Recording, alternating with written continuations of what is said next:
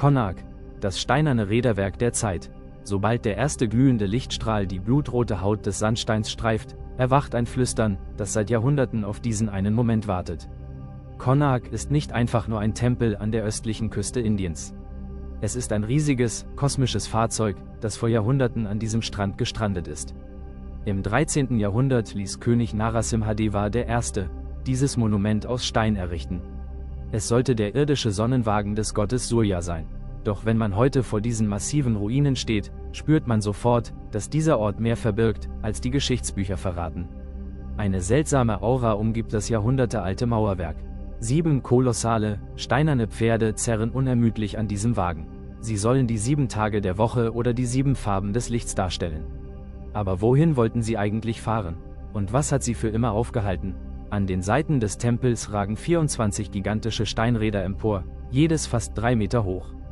Sie sind keine bloße Zierde, sondern hochpräzise Sonnenuhren. Bis heute kann man an den Speichen und ihren Schattenwurf die Zeit auf die Minute genau ablesen. Doch wie war es den Baumeistern damals möglich, ein derart exaktes astronomisches Instrument komplett aus Stein zu hauen? Wie konnten sie die komplexe Bahn der Sonne so perfekt berechnen und in das harte Gestein übersetzen, lange bevor es moderne Teleskope oder Computer gab?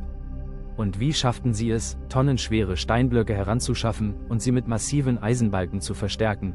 Eine Technik, die zu jener Zeit extrem ungewöhnlich war? Ursprünglich war die Anlage noch viel gewaltiger. Der Tempel bestand aus mehreren Gebäudeteilen, doch das Herzstück, der über 70 Meter hohe Hauptturm, ist vor langer Zeit eingestürzt. Heute sehen wir nur noch die davorliegende Versammlungshalle. Aber wie und warum fiel das gewaltige Allerheiligste in sich zusammen? War es ein Erdbeben? War der sandige Boden zu weich für das enorme Gewicht? Oder verbirgt sich dahinter ein dunkleres Geheimnis? Alte Legenden sprechen von einem massiven Magneten auf der Spitze des Turms. Dieser Magnet soll so stark gewesen sein, dass er die schwere eiserne Statue des Sonnengottes im Inneren des Tempels frei in der Luft schweben ließ. Europäische Seefahrer nannten Konark später respektvoll die Schwarze Pagode. Sie berichteten, dass die magnetischen Kräfte der Tempelruine die Kompasse ihrer Schiffe verrückt spielen ließen und sie an der rauen Küste zerschellten. Wie viel Wahrheit steckt wirklich in diesen alten Berichten? Haben die Erbauer eine Technologie genutzt, die heute längst im Dschungel der Geschichte verloren gegangen ist? Überall an den Wänden des Tempels findet man detaillierte Steinschnitzereien, die das Leben von damals festhalten. Aus dem zerfurchten Gestein folgen dir unzählige Augenpaare, ein stummes Heer, das in seinem ewigen, steinernen Reigen erstarrt ist. Sie blicken auf uns herab, als wüssten sie genau, was in jener schicksalhaften Nacht geschah, als der große Turm fiel.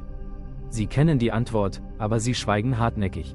Sie bewachen die unsichtbare Schwelle zwischen Licht und Dunkelheit. Eine der dunkelsten Sagen umweht die eigentliche Fertigstellung dieses Meisterwerks. 12 Jahre lang sollen 1200 der besten Baumeister des Reiches an der gewaltigen Konstruktion gearbeitet haben.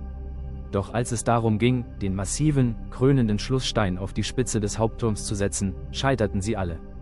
Die Statik schien unmöglich. Der König drohte, die Baumeister ausnahmslos hinrichten zu lassen, falls das Werk nicht bis zum nächsten Sonnenaufgang vollendet sei.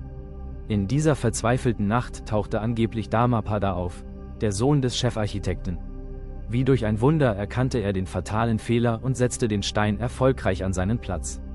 Doch warum verschwand er nur wenige Stunden später spurlos? War es ein freiwilliges Opfer, um den Ruf und das Leben der anderen Meister zu retten? Oder durfte einfach niemand erfahren, dass er das vollbracht hatte, woran die klügsten Köpfe des Reiches verzweifelten? Er wurde nie gefunden, und manche glauben, sein Geist irre noch heute durch die dunklen Korridore, untrennbar verbunden mit dem Gestein.